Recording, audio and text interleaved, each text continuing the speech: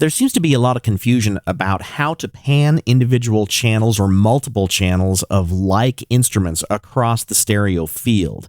And I'm going to give you a couple of jumping off points. One way is to look at the band itself and where the performers and players in the band are placed on the stage. So maybe the horn section is on the left side of the stage, or maybe you've got two guitar players so that you could pan one left and one right. In fact, if you listen to any AC/DC record, that's exactly how they have the guitars panned. But in this particular case, we don't really have a band per se because I'm just mixing this track and I created almost all of the tracks within it.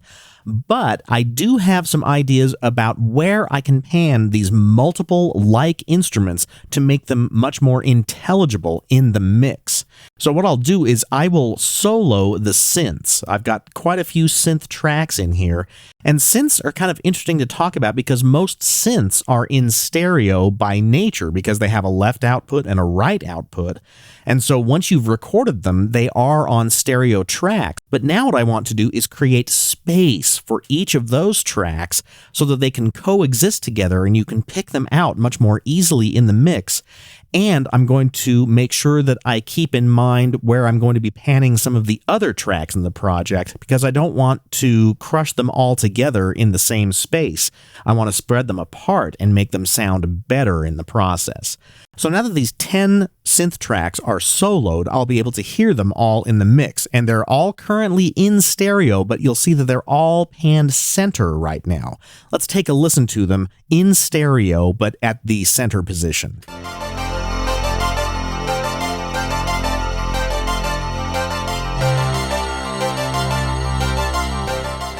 Now, some of these things I will want to leave in their center position. Specifically, I'll want to do that with that really metallic drone sound that I love so much. And the same is going to be true of the Taurus pedal track. I want that dead center as well. So that gives us some room to move some of these other tracks around, like this pan mallet. Let's move that over to the left.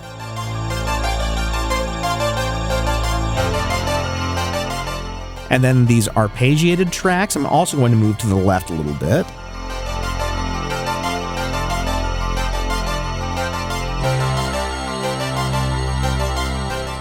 Let me mute the drone and the Taurus pedal track.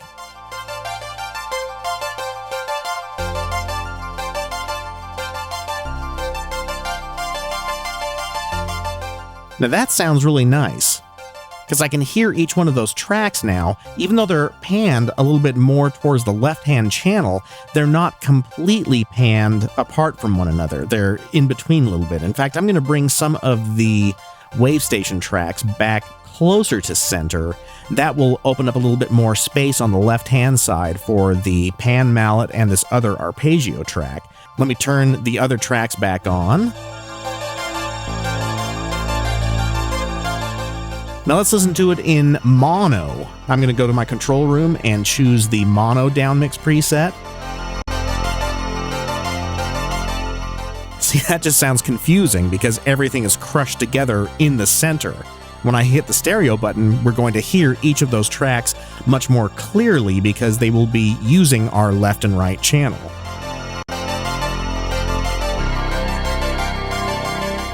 Now, you may be asking, why would I choose to pan these tracks over to the left side instead of occupying some of the right channel as well? The reason is because I've got those big electric guitar tracks, and I'm going to want those to occupy more of the right channel. So the first guitar track, I'm going to pan a little bit away from center, more on the right channel, but the second track, I'm going to pan it all the way to the right to really thicken that up. Let me turn these tracks on now and you'll hear the difference.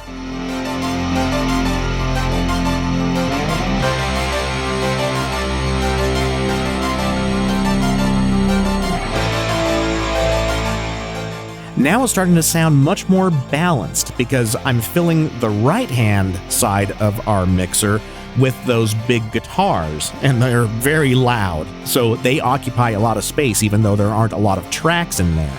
But our synths, I have those panned across the left-hand side, so I'm getting the synths out of the left and the guitars out of the right. Now that I've got all those tracks turned on, let's downmix that to mono so that you can hear the difference.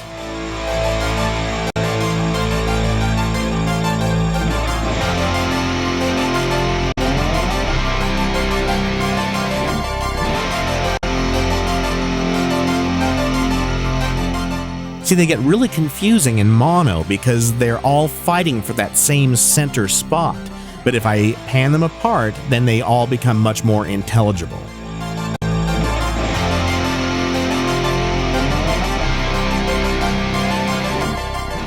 And it's important to consider that I haven't moved a single fader yet. And that's why I think pan is so critical, because when you pan the instruments, you spend less time adjusting the levels.